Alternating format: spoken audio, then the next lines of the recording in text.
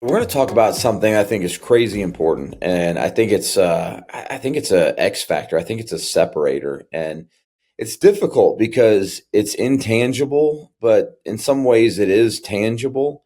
I think most coaches would be super proud if they went into games and said, "My team's the most intense team. My team," and I think it would achieve, or it would help you to achieve some really special things if you went in every single night and you were the more intense team. You got to have talent. You got to have talent. Like it's not all about intensity. You can play really hard, not have any talent, and get beat. There's a famous clip of Gino Ariema in a huddle. Like you can go on YouTube and it says, "We don't coach effort and attitude here."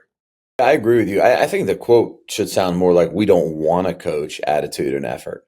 You know what I mean? I mean, nobody wants to coach that. We all want to coach basketball. But the reality is, like, I think Gino does. And I think probably has to coach less because of the players that he's able to handpick. But he's in the 1% of coaches that get to handpick those players. 99% of us are picking and choosing. I'm giving this up to get this, in college. And in high school, so many times you're just who you got, and you're going to have to coach those two things on a regular basis. I think a big mistake in teaching intensity is that we go too long, too often, too much. Like I think players have gotten really good at pacing themselves, right? Like they have trainers, they have, 4 games a day, they have, I mean, you name it, all of those different things. Like I mentioned on a couple episodes back with my daughter, I told her I would train her, but I would only train her for 32 minutes at a time. Like I want her to learn how to just play and go hard for 32 minutes because I think intensity is that important. And, sometimes if she's like, well, I don't feel that tired. I don't feel that whatever. Like, well, that's because you didn't go as hard as you could for 32 minutes.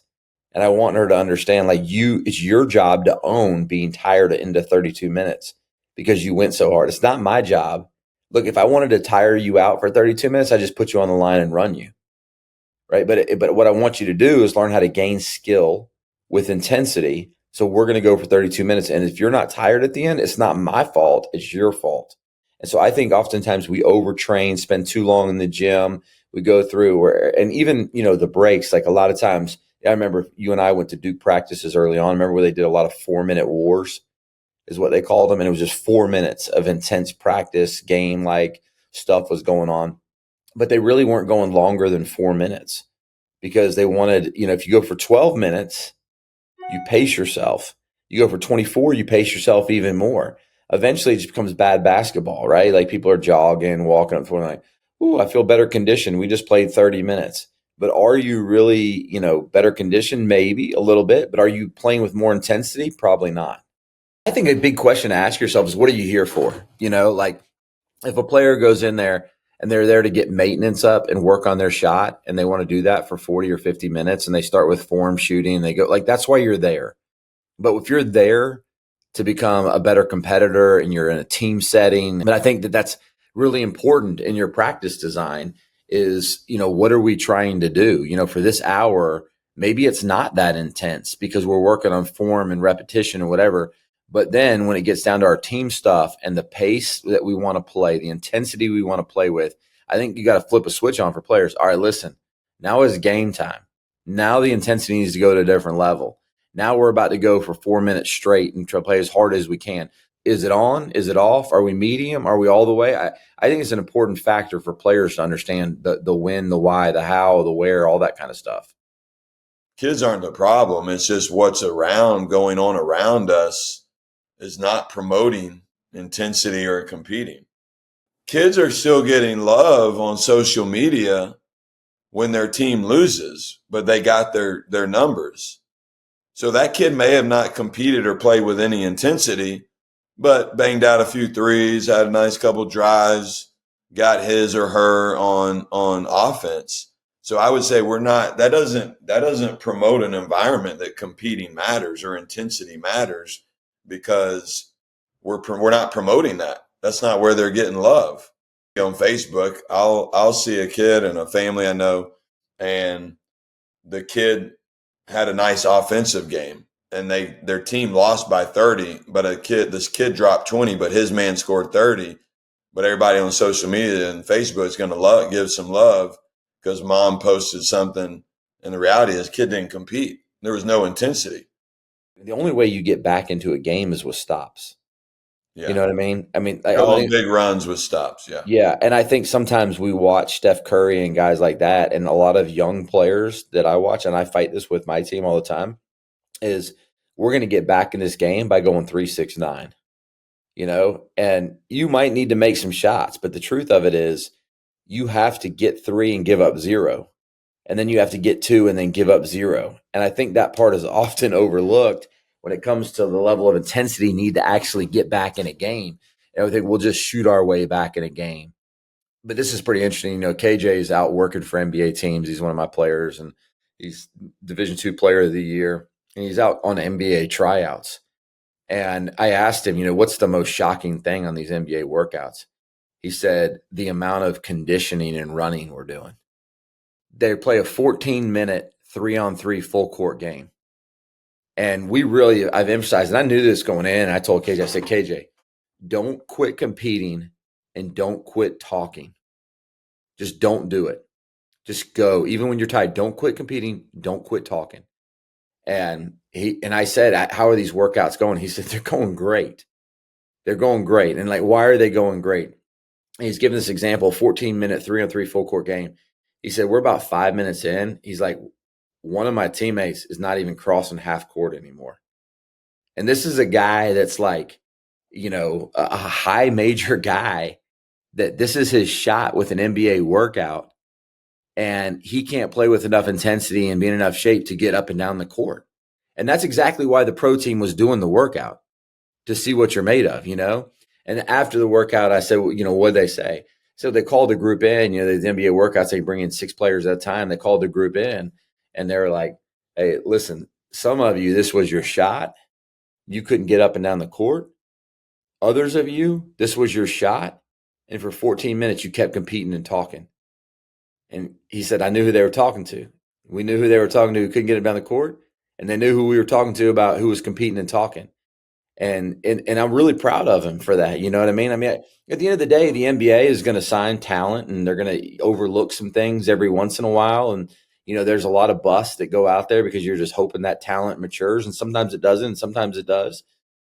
But KJ's doing everything he can, and even at that level, he separated himself by competing and play with intensity and talking, which talking just shows care, and even at the highest level, that matters. Even though we kind of say NBA is different, most of the workouts, they're figuring out how tough are you? How smart are you? Are you willing to compete? Are you willing? Even at that level, they want to know that. I mean, they were doing drills like running 17s before shooting drills. Why? We don't care how many you can make just stand there. We care how many you can make when you're tired. Yeah. And because they care about intensity as well. We've had NBA coaches say, hey, when they do the draft workouts, they condition you, they get you tired, and then they work you out. They want to see who you are. And it is. I mean, it matters so much. If I was a GM of a team, or if I got back into college coaching, I would want to know, do you love the game and do you compete? And if you don't have those two things, unless you're 6'10" and just a game changer, and you might take a flyer on you, right? That's the situation we're in all the time. We had a guy the other day in 6'9", looks great, and he barreled over our coach with the pad on some post moves, right? Yeah. Then we got to playing. He almost never rebounded outside of his area. He almost never impacted the game defensively. And so the question I'm asking myself is can that happen? Can we get it out of him? For him, if he played with intensity, he's a no-brainer. Honestly, he's probably going to mid-major, and we probably can't even get him. But that's how. And so when you say that's a situation, that is a situation we're almost in daily in recruiting. And I tell the recruits that come in all the time, most all of you could play in college. That's why we invited you up here.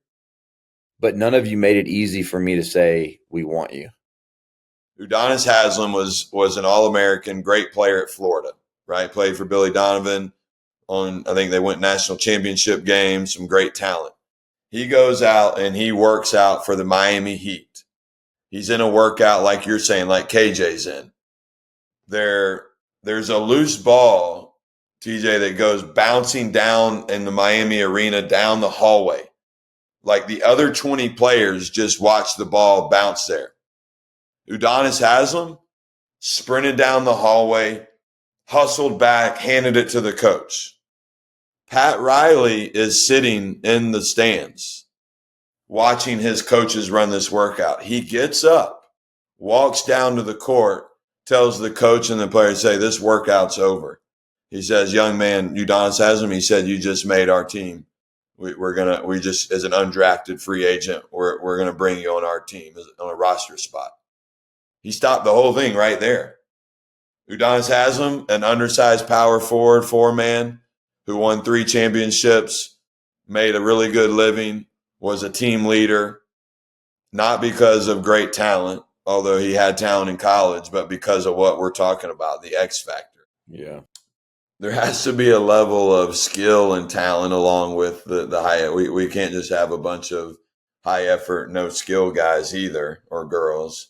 And I think it's a real gift to give the players to understand why that matters and what you can do. And that's why we always, at our PGC summer sessions, how do we teach the intangibles? We want players to stand out. We want players to look different. We want players to get the most out of their career. And those types of things are the difference makers, like KJ is a talented player and his talent's going to take him however far. I don't know, but I want him to have every edge, and those things like just compete and talk, that's an edge. Like, and I think all of us as coaches, what we're trying to do is give our players and teams edges. How do we give them a foot up? How do we find a way for them to be different? And I think intensity is one of those things that you can't hide, like when you see a player that plays with a different level of intensity. And I think for coaches, what you just step back and watch your team. Do we play harder and more intense than the other team? If not, how do I get us there? I mean, honestly, that'll take you a lot farther, I think, a lot of times than X's and O's will.